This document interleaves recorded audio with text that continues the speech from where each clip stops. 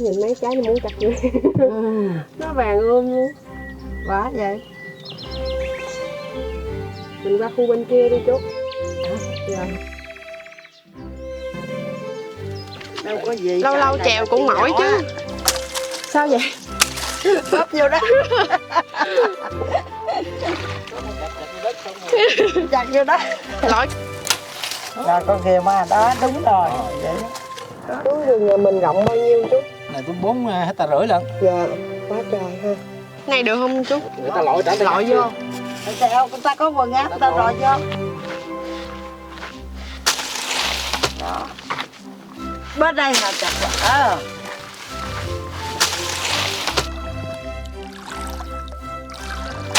Đúng rồi đó, chặt luôn. Đúng rồi.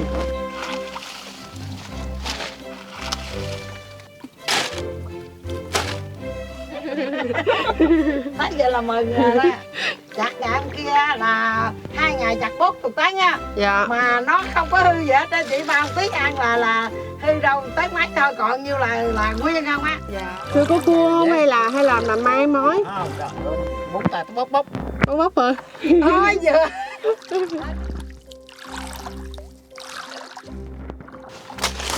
Ngon ghê không? Đó. Xuống đẹp ghê không?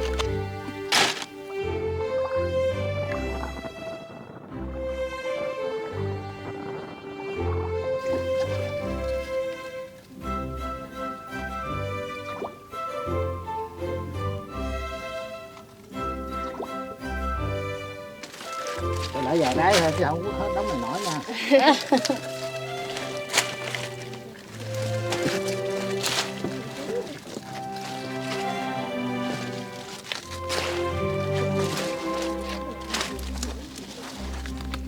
Cái nào nó bự.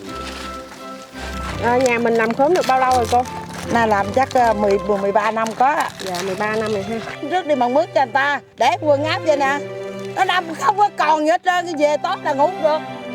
Mình mãi tay chân gì tên là gai khớp vậy không à.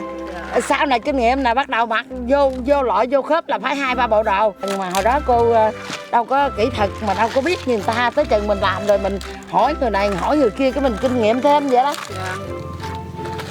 Bé này là con này là trồng lại nè. Dạ. Trồng lại nè, cả này là mình trồng lại được rồi nè. Đó, vậy nè. Rồi, như đây chắc được rồi đó cô. Dạ. Con về nhé. Rồi, con về á, khi nào có muốn ăn nữa xuống chia giùm cô nha. Dạ. Rồi. Cảm ơn cô. Rồi, con về khỏe nha. Dạ.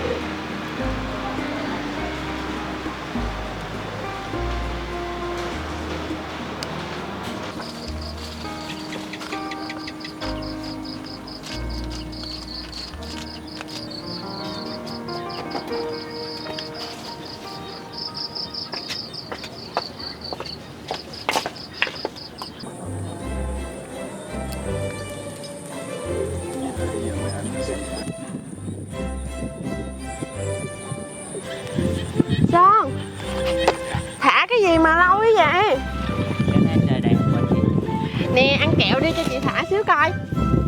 Dạ. Chị lớn mà chị vẫn thích thả diều. Ừ đúng rồi, chị thích thả diều từ hồi nhỏ cơ. Sáng nay nè làm món kẹo này nè, lại nhớ tuổi thơ. Ngày xưa suốt ngày được ngoại làm cho món kẹo này để ăn. Dạ. Em cũng thích ăn kẹo này lắm. Vậy hả? Nội hay làm cho em ăn. Ừ, bà nội ha. Ăn thử kẹo mình làm.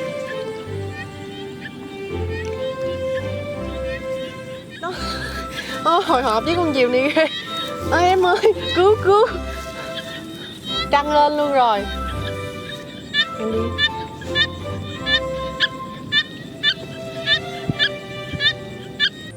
Nếu cuộc đời mỗi người trải dài trên một con đường với vô vàn ngã rẽ, thì tuổi thơ là một ngã mà ai ai cũng phải rẽ vào. Chỉ tiếc rằng đoạn rẽ này lại là đường một chiều, chúng ta chỉ ghé qua rồi đi thẳng, chứ không thể quay lại thêm một lần nào nữa. Tuy không cùng nhau, nhưng tuổi thơ vẫn ở đó, vẫn là miền ký ức thật đẹp, thật bình yên, để đôi lúc mỏi mệt, ta có nơi tìm về mà nương tựa.